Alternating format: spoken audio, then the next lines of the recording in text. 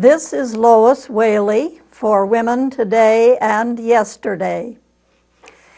We're going to be seeing in a couple of minutes the event that was held on March 15th, International Women's Day Festival at Ohio University in Baker Center. And before we do that, though, I want to mention that today is March 27th when we're doing this taping, and yesterday was the birthday of an important woman still with us, namely Sandra Day O'Connor. Now, she was born in 1930, so that would mean that this year she will be 85 years old. She was 85 years old yesterday, Sandra Day O'Connor. I have a connection of a sorts with Sandra Day O'Connor. I've never met her personally, of course, but she was raised in the West, like I was.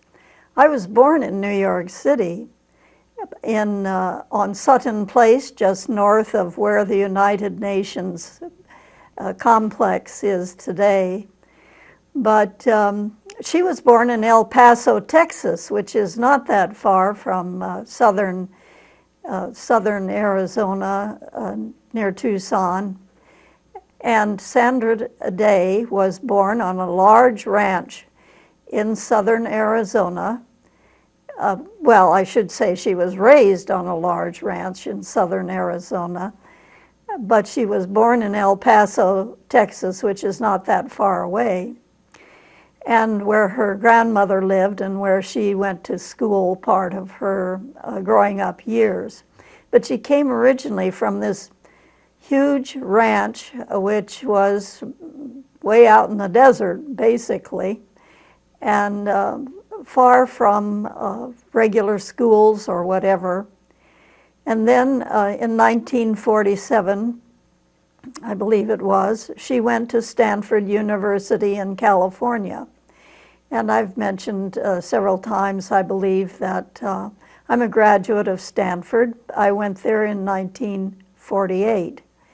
So actually our time at Stanford sort of overlapped, but of course I never happened to meet her.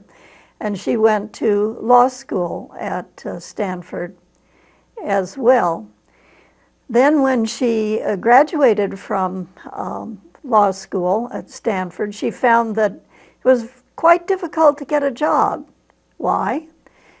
She was one of the top people in her graduating class, but it was the first class, I believe, that had even included any women.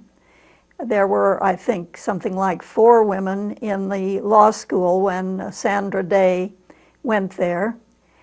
And I think probably all of them had a hard time getting a job because people weren't hiring, law firms weren't hiring women in that day as readily as there were men. So it was only actually when one of her mentors really got behind her and sort of insisted that some law firm take her on, that she was able to begin her law career. She went home to Arizona.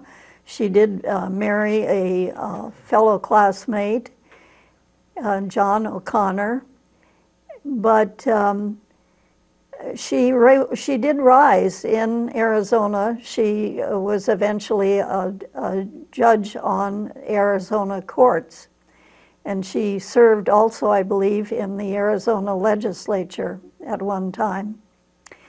So she's still with us. She was appointed by President Reagan, the first woman on the Supreme Court in the early 1980s. And she served for quite a long time. In fact, she only resigned as Justice of the U.S. Supreme Court when her husband became very ill with Alzheimer's disease. But she's still around, and a great role model for women, and especially for women who want to go into fields like law. Sandra Day O'Connor, 85 years old yesterday. So that's the people I wanted to talk about, the women that I wanted to talk about before I get around to our main business, which is talking about Virginia Gildersleeve at greater length. But first we're going to see the tape that was made on International Women's Day at Baker Center Ballroom. It was a really wonderful day, I thought. I even got to make myself a little quote from Eleanor Roosevelt and put it on a tiny plaque, which I have now at home, as well as buy Girl Scout cookies, because it's that time of year again, and see the Girl Scouts there, and visit all the different tables where there were a number of tables specifically about women's issues. And of course, there were a number of other issues that women are concerned about that had tables at the International Women's Day Festival. One of the highlights of that was when Director Susanna Dietzel of the Ohio University Women's Center presented Mayor Paul Weil with a proclamation. You know, Paul Weil has given proclamations for International Women's Day for 7 years during his term as mayor, and this is supposedly his last year to be mayor. So we thought that it would be very good to celebrate Mayor Weil, and Susanna Dietzel named him an honorary feminist, I think was the term that she used. So that was an interesting event that occurred during the 4 hours of wonderful music and dance and talks by women at International Women's Day Festival. And now we're going to be seeing that clipping that was made showing me talking at the very beginning about 2 o'clock on March 15th, and wearing my wedding hat in honor of Dean Gildersleeve, who usually appeared in public, you know, away from her office, obviously, as wearing very fancy, often feathered hats. So I wore my wedding hat, which has feathers. I want to explain a couple of things about my appearance before I start talking about Virginia Gildersleeve, Dr. Virginia Gildersleeve, who was the dean at Barnard College in Columbia University, New York City. I want to point out the picture on my left here, which I hope you can see. This is usually in the Women's Center, but it shows Dean Irma Voigt, the rather large lady all the way on the left. People over here won't be able to see it, but you can notice it later. And she's having tea with a bunch of girls. She was Dean of Women at Ohio University for many, many years, starting in 1913. She had already passed on by the time I arrived, because that was only 50 years ago, of course. But I'm going to be making a connection between Irma Voigt and Virginia Gildersleeve in a minute. Then about my own, you notice I'm wearing a hat, okay? Virginia Gildersleeve had the most amazing pictures in it, which show her, you know, out in public, show her with these fantastic hats with feathers on them. And I hope that you can notice that my hat has feathers too. My hat has these little tiny wings. I wore this hat on my wedding day, which was over 60 years ago. And so I brought it out for this special occasion. Now, I am also wearing a special t-shirt. I am infamous for wearing t-shirts. I have about 100, I would say, and usually I can find something that will fit the occasion. This particular one, I'm looking right now at my dear friend Judy Deso, who gave this to me about 20 years ago. And it has a picture of another Ohio University woman who was on the faculty, namely Dr. Edith Ray, who for many years was the chair of the English department at Ohio University. The American Association of University Women has a scholarship for an Athens County girl, and that scholarship is named for Edith Ray. In fact, on the back it says, ask me about the AAUW scholarship. And we have a table over there with some information about AAUW. Now, the reason for that is that Virginia Gildersleeve was one of the founding, well, she became president later on. She was one of the founding members of the International Federation of University Women, and that was founded in 1920. So Virginia Gildersleeve worked also with AAUW, which was founded the same year in 1920, by bringing together Southern women and Northern women graduates of universities. So there is that connection there.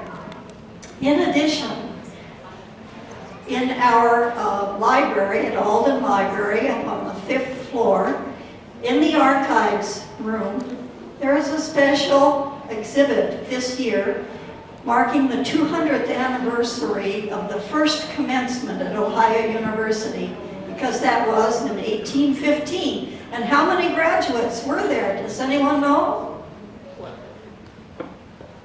Two graduates. And we were founded in 1804, so there was a time before they had anyone who was able to graduate at all.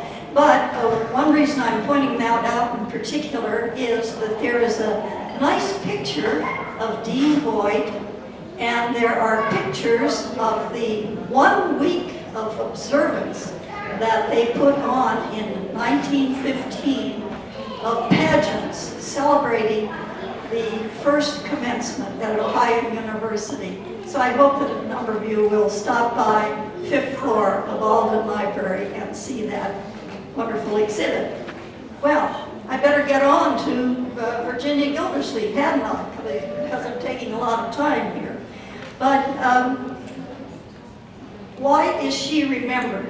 Well, in addition to being the dean at Barnard College and co-founder of the International Federation of University Women, she was the only woman delegate of the United States delegation that went to San Francisco in the spring of 1945 to write the Charter of the United Nations. There were 7 members of the delegation altogether, and Dean Gildersleeve was chosen to be the only woman member of the U.S. delegation. And actually, there weren't too many full women members at that conference, which had 48 countries that were there to write the Charter of the United Nations in the spring of 1945. I think there were a total of like 6 or 7 full women delegates from all of those 48 countries that were writing the Charter. Now, she is remembered particularly for her work on the preamble of the United Nations, which begins, as I think most of you have read sometime or other, "We the peoples of the United Nations," and then goes on to explain the reasons for it. "We the peoples of the United Nations, Actually, We the Peoples was something that was particularly promoted by one of the other members of the delegation from the U.S., and that was Congressman Bloom from New York City, because he thought, you know, our Constitution, our preamble begins with "We the people of the United States," right? Well, you might think, hey, the U.S. should have its own way on everything, but that's not the case, of course. And General Smuts from South Africa had sent along to the delegation's meeting in San Francisco a very long preamble of something like 250 words, which seems like a little bit much, okay? Well, Virginia Gildersleeve was one of the people who sort of helped get that down to about 70 words. And I'm not going to recite it for you because, for one thing, I don't know it by heart. But it was important, too, she found. See, they weren't too sure what they should call their group. But President Roosevelt, Franklin Roosevelt, had called the Allied group, which fought against Nazi Germany, Fascist Italy, and Imperial Japan, had called it the United Nations always. And just before the group gathered in San Francisco in 1945, at the end of April, President Franklin Roosevelt had died. This was a fantastic experience for people my age. I was in 8th grade at the time. And all of a sudden, one day, April 12th, it was, 1945, we had this special convocation, and they told us that President Roosevelt had died. People couldn't believe it. I had never known any other president, because, of course, he was the only one who was ever elected to 4 terms in office. But he had always called the Allied group the United Nations. And so when they were kind of arguing about what they were going to say in the preamble, and they were suggesting things like the League of Nations after World War I, an association and so forth, she made a little speech. And she said she thought that it would be really nice to remember that President Roosevelt had called it the United Nations. And so it was. We, the peoples of the United Nations. So, she was quite a gal, as you might imagine. She had graduated from Barnard herself in 1899. She was a member of the graduating class there. And then later she taught at Barnard, and in 1911 she became Dean of Barnard College. They didn't have to say Dean of Women because Barnard College was a women's college. Perhaps it still is today, although I imagine that it's more co-ed now than it was then. And so here's another connection with Irma Voigt. Irma came here in 1913, and that was just 2 years after Virginia Gildersleeve became Dean at Barnard. So they were really contemporaries, okay? And I found something very interesting when I went over to the archives at OU. I was looking through Dean Voigt's papers, and one of the things that they have over there are a folder of famous autographs, okay, you know, letters from people who had written sometime or other to Dean Voigt. And so I thought, well, maybe Virginia Gildersleeve wrote sometime or other to Dean Voigt. And sure enough, I found that letter. Here it is. The Xerox of it, of course. But I think it's interesting here. Actually, she's declining an invitation. But she says something special at the end, which tells you more about Dean Voigt and how impressive a woman she was and how important in her day. And this letter was sent on March 11th, 1935. In other words, 80 years ago this year. 80 years ago, just a couple of days ago. really. This letter was sent by Virginia Gildersleeve from the office of the dean at Barnard College to Irma Boyd, and it's addressed to President, National Association of Deans of Women. And at the very end, she says, with congratulations on your election as president and best wishes for a happy administration, I am sincerely yours, Virginia C. Gildersleeve. So in other words, that was the year 1935, 80 years ago, that Dean Boyd became the national president of the National Association of Deans of Women. And I think that's an important thing to know about her and about her long service at Ohio University.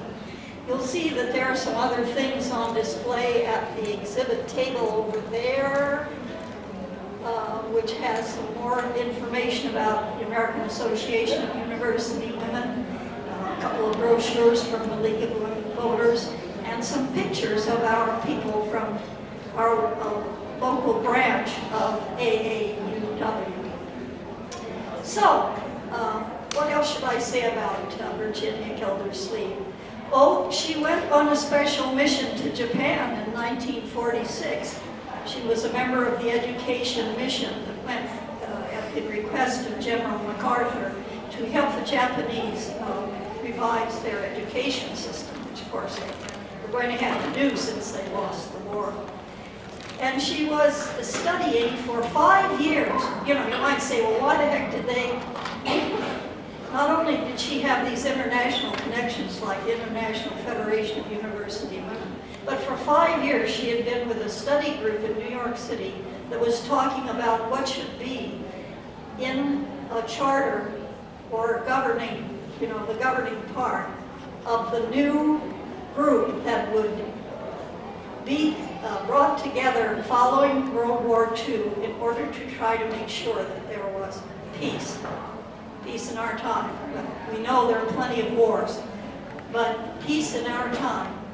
Partly the reason that we have it is that we have had the United Nations now this year for exactly 70 years. 70 years. In October 24th is United Nations Day. That was the day that 49 nations signed the Charter of the United Nations, which had been developed by Dean Gildersleeve and people from 48 countries.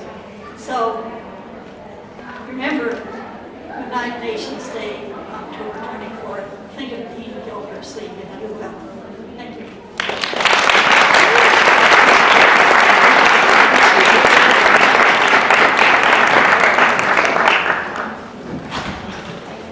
I want to explain a couple of things about my appearance.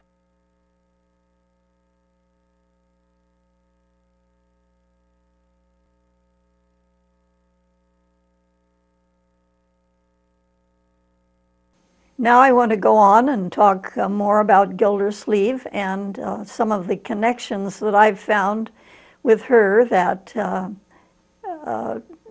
were surprising. You know, it always is. You read about people, you know names, and you don't know much about them. But then when you read about them, and I read her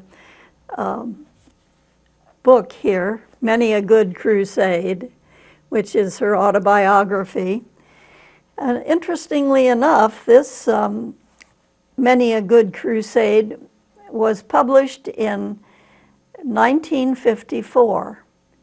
And in 1954, it just so happened that I was working in the office of the Dean of Women at University of Michigan in Ann Arbor.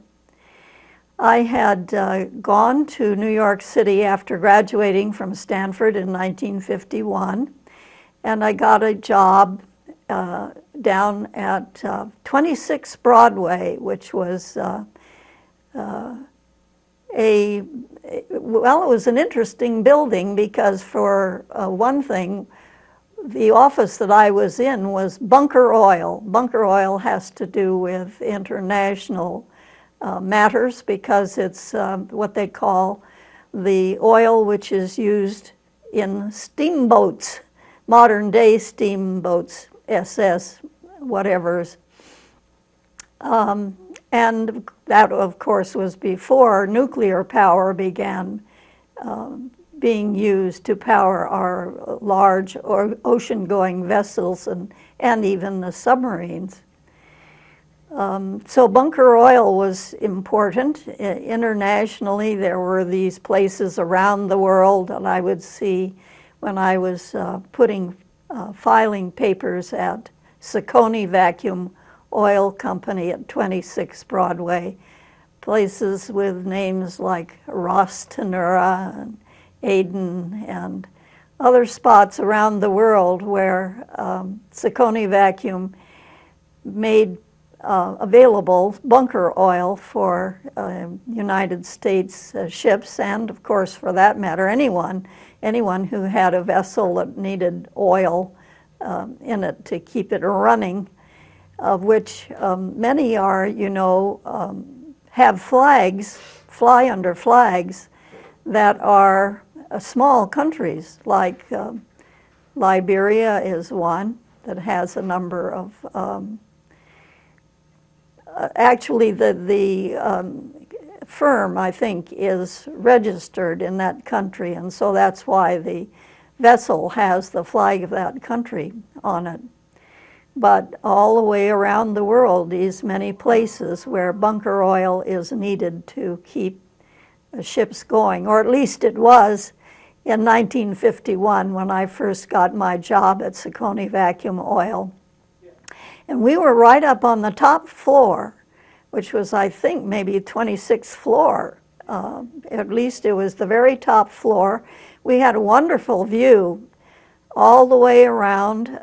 We could see the Hudson River on one side, East River on another side, uptown and downtown, and even as far away as the Statue of Liberty in New York Harbor from the place where I worked for 9 months at 26 Broadway, all the way south on Manhattan.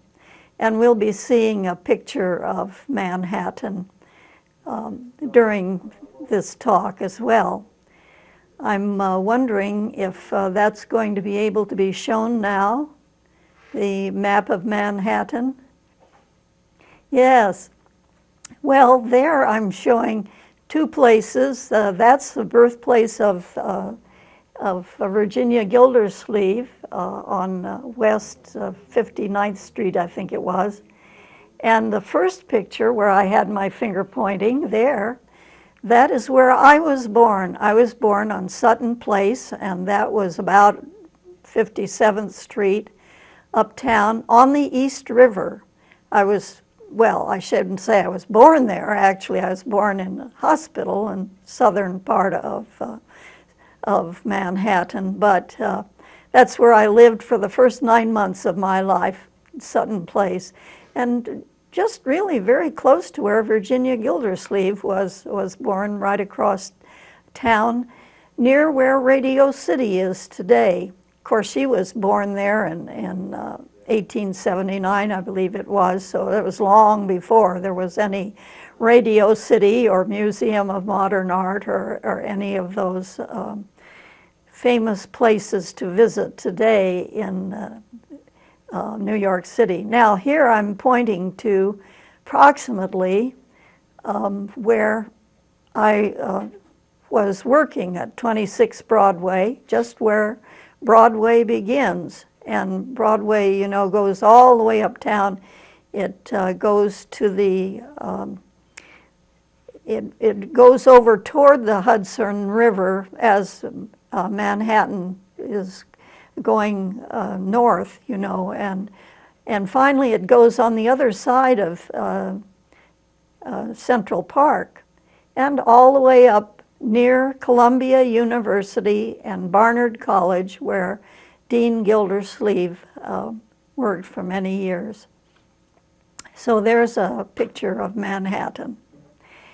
I brought a globe with me so I could find some of the places that this internationally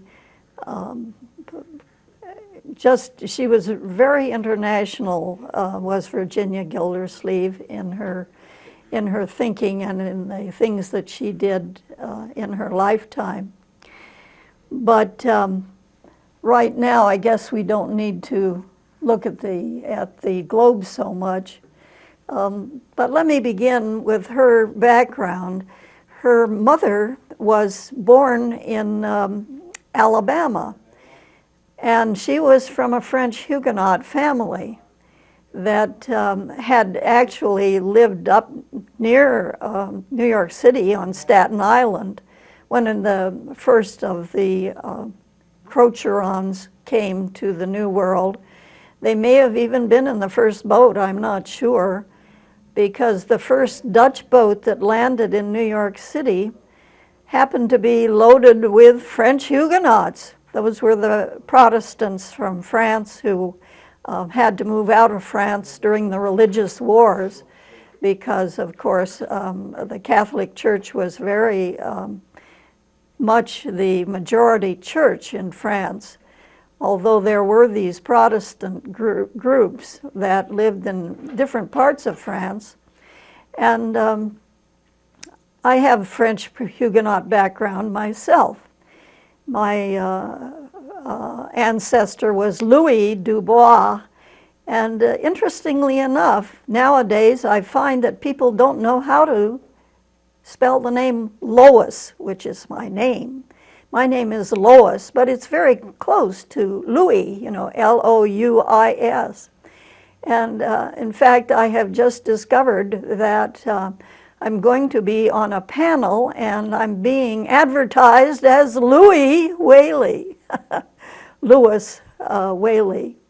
But my goodness, when I was a girl, I was startled to find and very pleased to find that Superman's girlfriend was named Lois, Lois Lane.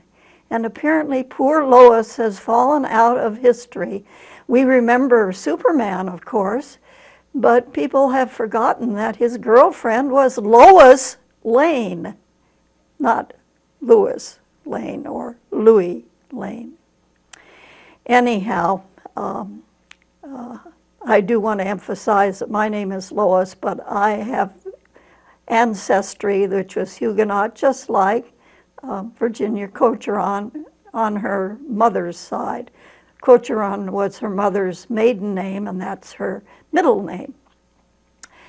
So actually her mother moved from Alabama back up to the New York City area when she was just a young girl, and lived just west of Fifth Avenue. So there's another connection, obviously. Her parents lived in their house for many, many years, and I think it probably was torn down when Radio City Music Hall and the whole Radio City complex, which includes that outdoor skating park and everything, when that was built in the 1930s during the Depression. That was after Virginia Gildersleeve's parents had passed away, but she had lived in that house her whole life, essentially. She was born there in 1879, and she lived there until her parents both died in the year 1923. So even when she was dean at Barnard, she was living with her parents most of the time till the end of their lives. So she had those connections with that part of Manhattan. And of course, the United Nations buildings are just on the East River, just south of Sutton Place, where I was born. Maybe that's why I've had such an interest over the years in the United Nations. In 1949, when I was a sophomore in college, I visited the United Nations, which was relatively brand new in those days, had only been around for 4 years, because it began in 1945 when Virginia Gildersleeve was on the U.S. delegation, which wrote the charter in San Francisco in the spring of 1945, which I do remember that time. And I have visited the United Nations under every Secretary General, beginning with Trygve Lie, who was from Norway. Then Dag Hammarskjöld was the second Secretary General. And it was recently pointed out that Hammarskjöld had died in a tragic accident, an airplane accident, similar to what has just happened in France just earlier this week, when apparently the German co-pilot, who was a young man who suffered from depression, they're beginning to find out now. Apparently, just this week, this young German man who was the co-pilot guided the plane into the French Alps, where all 150 people aboard were killed. Well, in 1961, Dag Hammarskjöld, the Secretary General of the United Nations, who had been the United Nations Secretary General already for a number of years, he'd had one term of 5 years already, he went to the Congo with a group of United Nations officials, and they were trying to mediate the problems of civil war in the Congo in 1961. Now, it's never actually been shown what happened to that plane, you know, whether it was brought down by enemy fire or somehow associated with that civil war in the Congo. But it certainly was the occasion that it was when Dag Hammarskjöld and the people from the United Nations, about 20 of them, were flying away from the Congo, that the accident happened, which killed Hammarskjöld, the second Secretary General of the United Nations, and one to whom people were really looking up. And that was a big blow to the United Nations to lose their Secretary General in that terrible accident, or whatever it was that brought the plane down in Africa in 1961 during the first Congolese Civil War. Unfortunately, the Congo has been a place of civil war off and on ever since that time. But the Belgians had not left very long when the civil war broke out in the former Belgian Congo among differing factions. Well, that was an introduction to the United Nations that I had, as I mentioned, in 1949, when Trygve Lie was the first Secretary General. Well, and I've mentioned the connections that Virginia Gildersleeve had with the Huguenots through her mother's Huguenot background, from first Staten Island, and then her grandfather moving to Alabama, where her mother was born. But then when the mother moved back as just a young girl, she never lost those roots with Alabama. And there's another interesting connection with names we're hearing today, namely Selma. Selma, of course, was the place. During this same month, they have commemorated the 50th anniversary of the march from Selma, Alabama to Montgomery, the capital of Alabama, by the civil rights people who did that march 50 years ago. Just a couple of weeks ago, they were celebrating the 50th anniversary of Bloody Sunday, when the civil rights protesters were attacked by the Alabama troopers and policemen on the Edmund Pettus Bridge.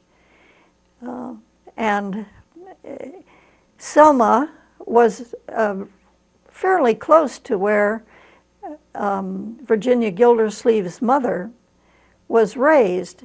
She was raised at a little town called Cahaba, which was on the river, I think on the Mississippi, actually. But Selma is on the Alabama River. And the town was very important in the steamship days before the railroads took over in the South. But because the steamboat traffic was cut down on the rivers, this little town called Cahaba was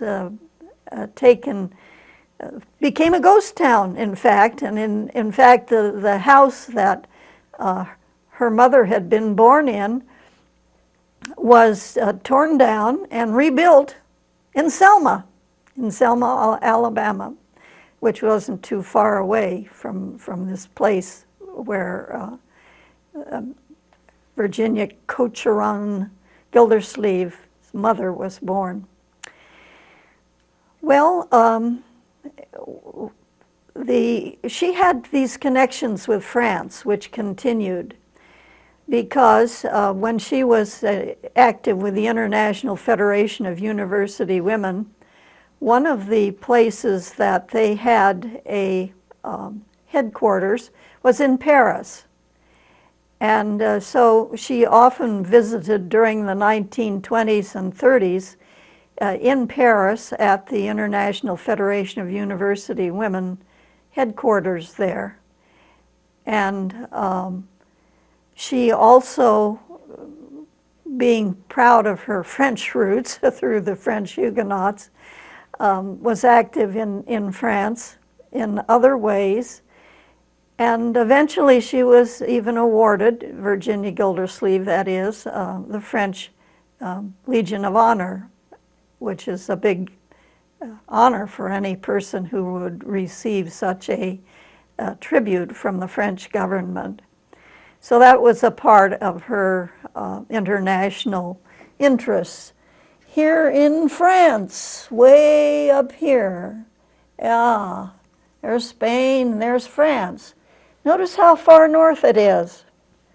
Did you realize how far north France and England, the British Isles are?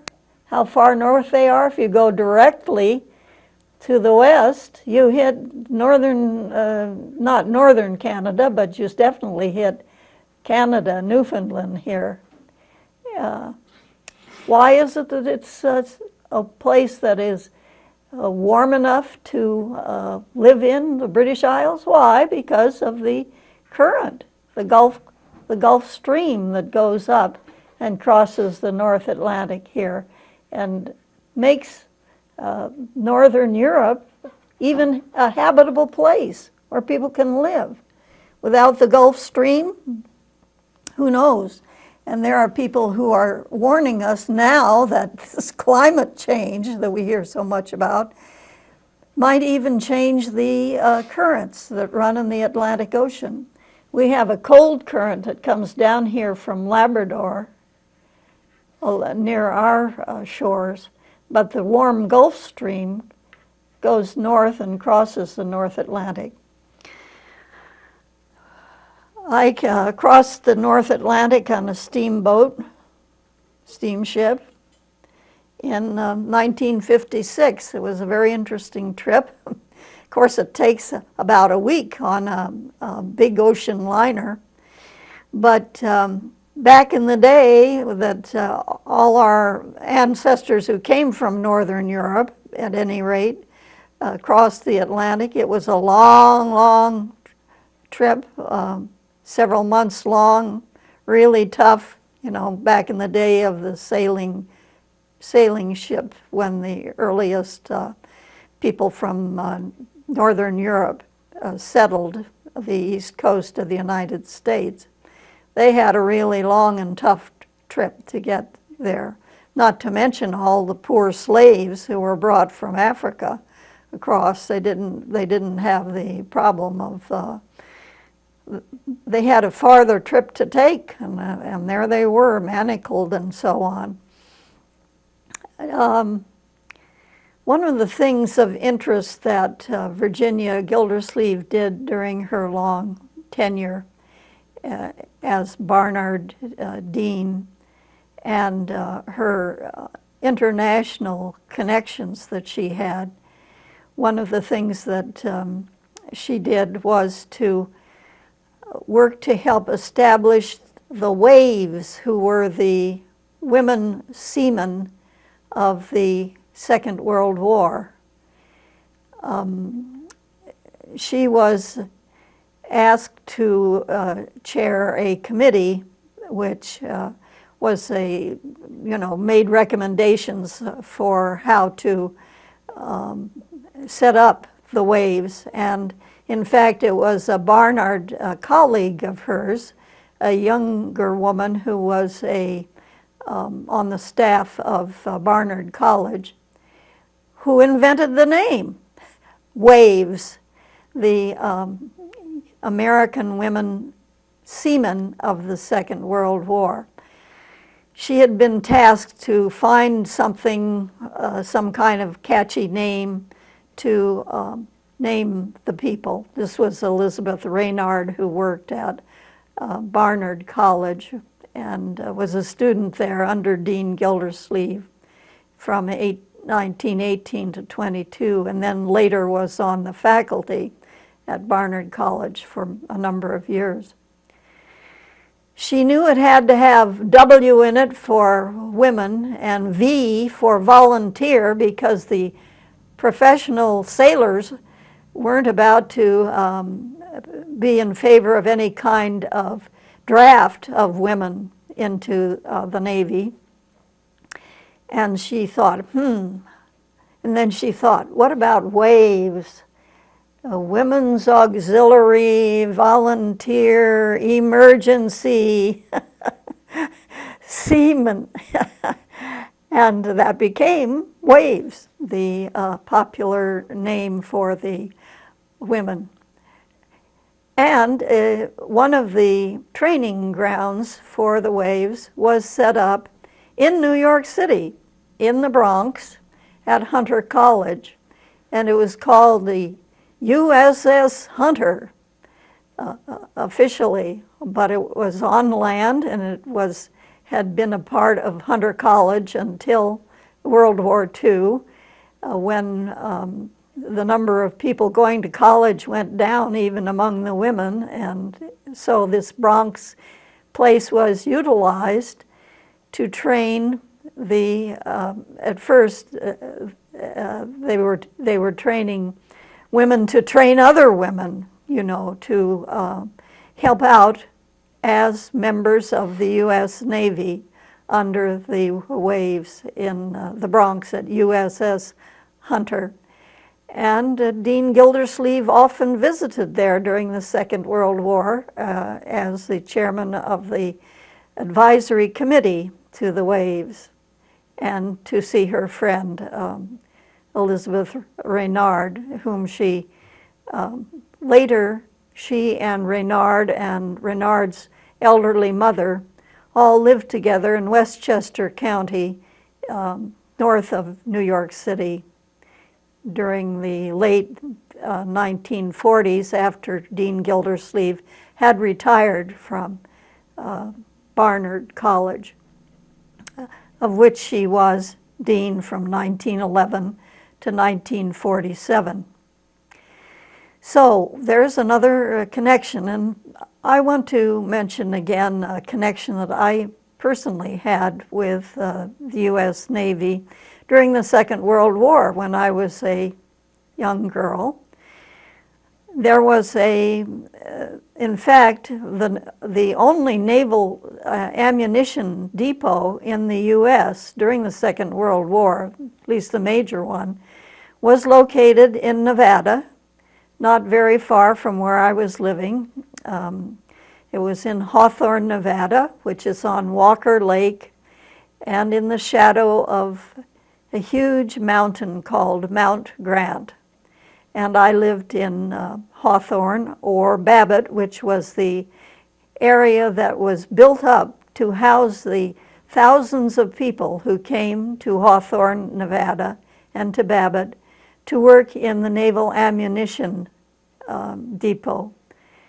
We were very close to the base, which had been built in the early 1930s after there was a terrible accident in the Naval Ammunition Depot that was on the East Coast, and I guess they decided they needed some place out in the desert where if there was another terrible accident, they wouldn't be affecting the cities of the East Coast. There never has been a terrible accident there, although I've heard that there have been occasional ones. My stepfather worked with his motor grader building the bunkers in which the boxes of ammunition were stored. And when you go there today, you know, when I went back after 40 years to Hawthorne, I saw those bunkers now part of the desert.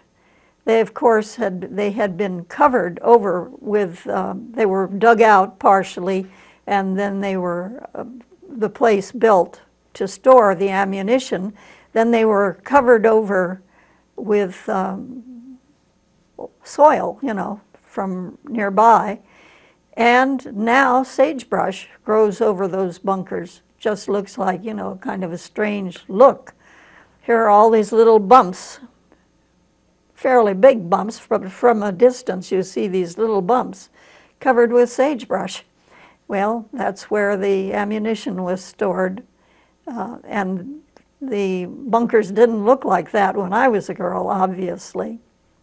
But they've gone back to the desert, you might say. And Babbitt, which was built with hundreds of houses to house the people who were working in the Naval Ammunition Depot, has been torn down now.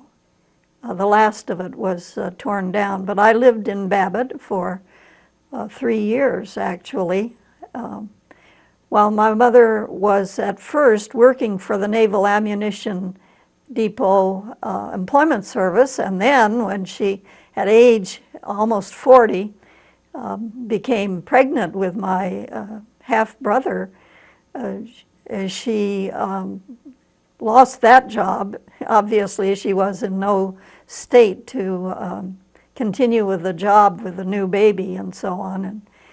And, but we continued to live in Babbitt, and we were there for, like I say, a total of 3 years, so that I went to 6th grade, 8th grade, and first year of high school in Hawthorne, near the naval base there, and near Hawthorne and near Walker Lake, which is shrinking, getting smaller and smaller, because it's one of those desert lakes where the rivers flow out of the mountains, the Sierra Nevadas, and flow either to a lake like they do from Lake Tahoe to Pyramid Lake with the Truckee River, or from the Sierra Nevada mountains down the Walker River into Walker Lake.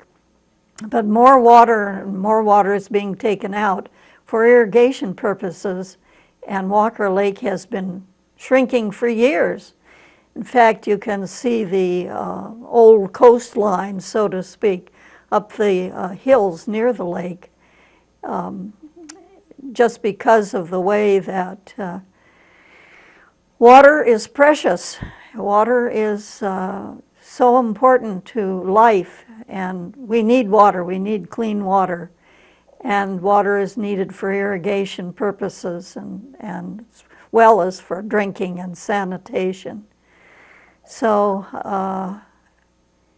the water's been disappearing there over the years that run into Walker Lake. Well, anyway, that was my connection with the Navy, and I used to go to the church services on the base sometimes when we always ended the service with singing the Navy hymn about the perils on the sea and looking to the Creator to keep us from the perils on the sea. That was also my introduction to Girl Scouts, because we had a woman who came there as a young lieutenant, naval lieutenant's wife, who'd been a Girl Scout. What, no Girl Scouts here? And soon we had a wonderful big troop of 40 girls, 7th and 8th graders, next year 8th graders, and first year of high school. And that was my first elected position, was as scribe of the Girl Scout Troop 1 in Hawthorne, Nevada, long, long years ago, and I've been a happy Girl Scout ever since. Well, back to Virginia Gildersleeve. Hey, we ought to say something about her too, for sure. She was the International Federation of University Women co-president. Well, she was the co-founder, I should say, with her longtime British friend, Carolyn Spurgeon. And later they lived together in Tucson, Arizona for part of the year. Carolyn Spurgeon taught at Barnard College for part of the year for a while, too. She was an older woman and died earlier than Virginia Gildersleeve. But there were all those places around the world that Gildersleeve was interested in. She was particularly interested in the Near East. She was for something like 30 years the chairman of the board of the girls' school that was in Turkey. And she had a great interest in what happened in Israel, the founding of Israel, which she did not support. The founding of Israel suddenly, you know, in 1948. And the fact that soon there were 700,000 refugees from Europe, Jewish refugees, who took the place of 700,000 or so Palestinian Arabs who left their homes after a terrible massacre in an Arab town about a month or so before the founding of the State of Israel. So some people have pointed out that she was not that keen on Israel and the setting up of Israel because of her connections with the Turks, the Lebanese, and so on. Well, it's getting late, and maybe we'll know some more about Virginia Gildersleeve later and her many good causes that she spoke for over the years. This is Lois Whaley for Women Today and Yesterday.